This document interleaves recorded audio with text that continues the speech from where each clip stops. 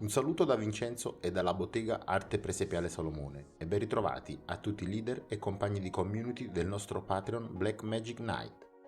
In questo video esclusivo per i nostri membri della community vedremo come realizzare un tetto per la nostra capanna. Se vi siete persi i primi video sulla realizzazione del progetto, vi invito a visitare il mio canale YouTube Arte Presepiale Salomone e ad iscrivervi, se non l'avete già fatto. In questo modo, e spuntando la campanella nella home del canale, riceverete tutte le notifiche ogni volta che pubblicheremo un video.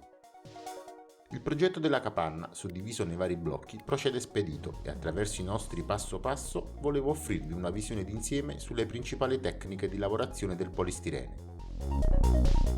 Ci saranno a riguardo altri video più specifici che caricherò nel corso delle prossime settimane. Innanzitutto permettetemi di ringraziare tutti i membri della nostra community che dopo 2 anni e rotti ancora mi sostengono e credono nel supporto di questa idea, che è la prima in Italia su Patreon a tema presepiale e modellistico.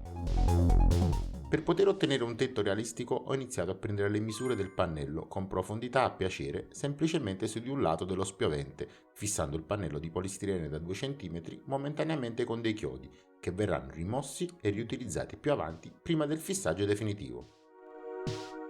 A seconda di quanto vorremmo fare sporgere il tetto sui lati, notare qualche millimetro di differenza sulla distanza segnata dal centro matematico del nostro tetto. Questo sarà il punto di riferimento per procedere ad un corretto posizionamento del nostro centro reale, ma procediamo per step e vediamo come ricavare il tetto senza l'utilizzo di chissà quali accessori.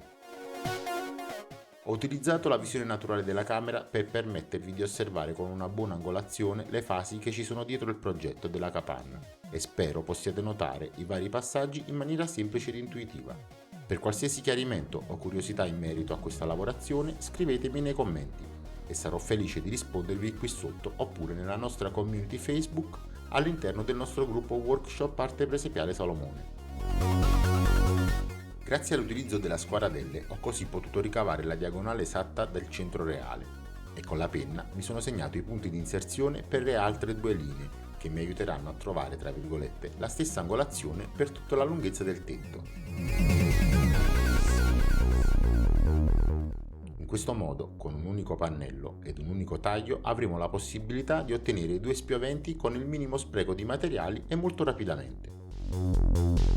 Sempre con la squadradelle, grazie al leggero profilo sbalzato della stessa, mi sono poi aiutato nell'avere la guida regolare per ricavare il segmento inclinato sul piano opposto.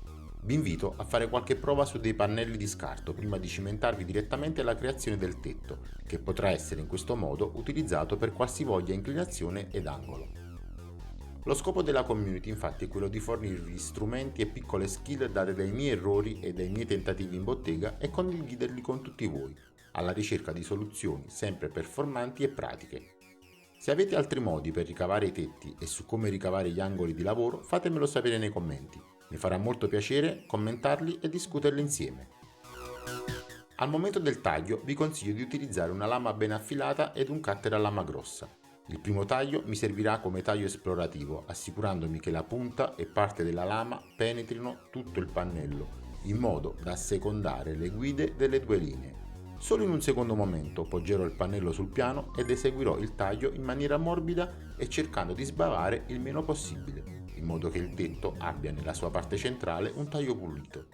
Ma non preoccupatevi, perché qualche piccola imperfezione ci aiuterà anche nella fase di stuccatura che vedremo nei prossimi video all'interno della nostra community.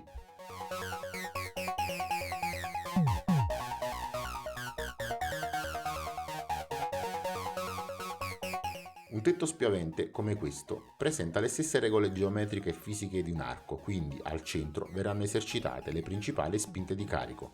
Per puntellare e rendere il tetto ancora più solido e realistico, così ho utilizzato uno stecco quadrato e 2 piastrini di legno. La colla a caldo e i 2 pilastri laterali serviranno poi a dare la completa stabilità alla struttura. E a tal proposito vi ricordo che prossimamente sul nostro canale YouTube ci sarà un video dedicato alla creazione delle colonne in mattoni laterali, dove lavoreremo uno dei materiali che più mi entusiasmano, ovvero il polistirene da 5 cm, che con la sua profondità ci permetterà di giocare con spessori e profondità. Per non perdere il video iscrivetevi al canale e spuntate la campanella, oppure aspettate la mail che vi arriverà attraverso Patreon.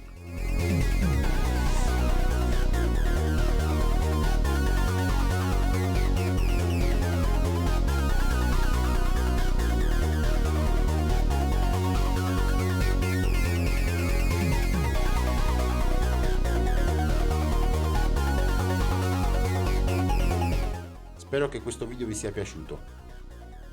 Fatemelo sapere nei commenti con un like.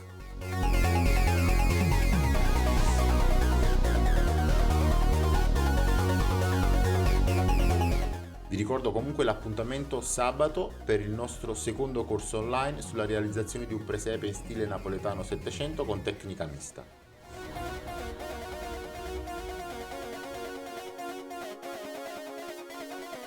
Per i membri del Patreon sarà sempre gratuito, così come tutti gli eventi organizzati nel corso della stagione.